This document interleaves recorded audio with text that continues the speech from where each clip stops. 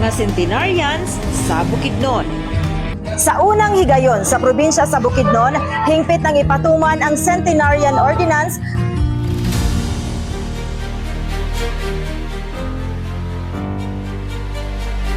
Today, we gather to pay tribute na pinagkakaroon ng puntaga para sa atong mga centenarians.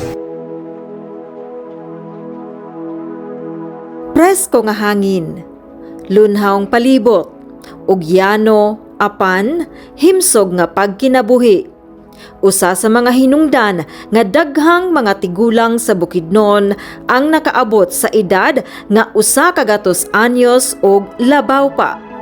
Karong adlaw atong gisaksihan kung unsa ang sekreto sa taas nga kinabuhi o giunsa sila pagpasidungog sa probinsya sa Bukidnon pinaagi sa Centenarian Cash Incentive Program.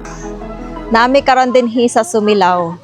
And nakasayad ba mo nga 51 na ka-centenarya ng ato ang na-extendan og tabang sa Provincial Government of Bukidnon? Yes, 51 centenarians na. Dali, uban na nato si Governor Roque sa pag-ilaila sa atong ika-51st centenarian dinhi sa lungsod sa Sumilaw, Bukidnon. Siya si Lola Lucita Dinokia, 100 years old, himsog, baskog, ug labaw sa tanan, musayaw pa. Alright, once again, congratulations, Nanay, no? Siya ang ika-51 nga centenarian sa Bukidnon.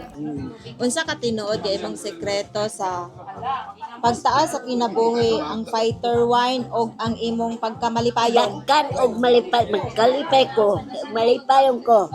Ano yun? Kaya di ko magmalipayon, ulis ko magmaguugol. Wala ako ikuan. Di ko makaabot aning nga tuiga. Ba? So ang sekreto, Kung sikreto, ba, og yapon na fighter o dakan. paborito ni Mang Dakan. Oo, lami kaayo ang dakan. Okay. So na Base sa datos sa Provincial Social Welfare and Development Office, ang buhatan nga nagapasiugda sa Provincial Government of Bukidnon's Centenarian Cash Incentive Program as of May 21, 2026, adunay kinatibuk ang 51 ka mga centenarians na ang probinsya sa So Bukidnon. karong adlaw, Mayo sa 21, 2026, natay 51 awarded. So good sa tuig 2024. Ang nabilin nga buhian na is 35. Unya sa 35 karon lang yung 2026 no, from January to May nakahatag tag upat ka nag 100 years old. So mga bago nga centenarian upat. So karon niata karon sa Kisolon, Sumilaw. Ang labing tigulang nga buhi nga centenarian karon adunay edad nga 106 anyos.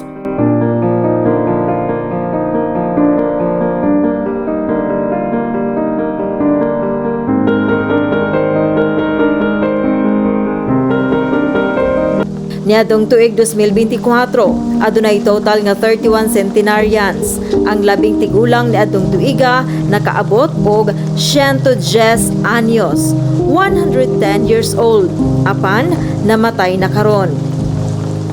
Sa tuig 2025, adunay 16 ka centenarians diin 12 ang buhi pa. Samtang sa tuig 2026, upat na ang natala og posible pang madugangan. Usa sa ginatan-aw nga dakong rason sa kadugayon sa kinabuhi sa mga lumulupyo sa Bukidnon mao ang ilang healthy lifestyle.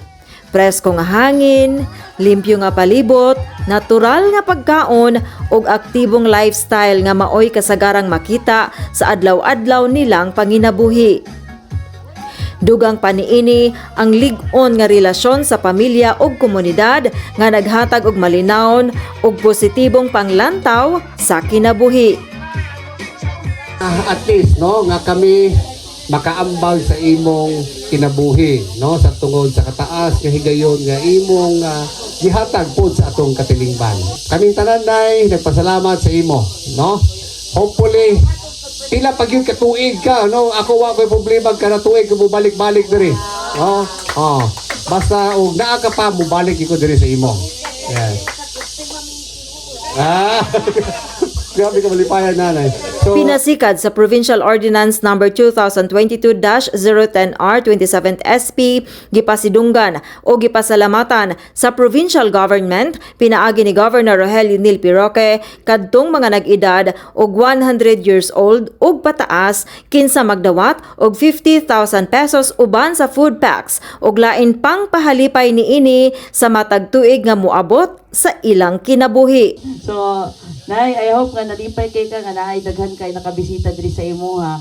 Oh, ako ning gift sa imo ha. Kay mura ba na imo ang kuan kay ingon silang ma'am isa lang, dili isa ka case. Sa Bukidnon, ang taas nga kinabuhi dili lang ginasukod sa edad, kundili sa kalidad sa panginabuhi, lig-on nga pamilya ug maayong palibot. Usa kini kapamatuod nga ang simpleng kinabuhi ug himsog nga panglawas mahimong sekreto sa pag-abot sa usa ka siglo nga kinabuhi.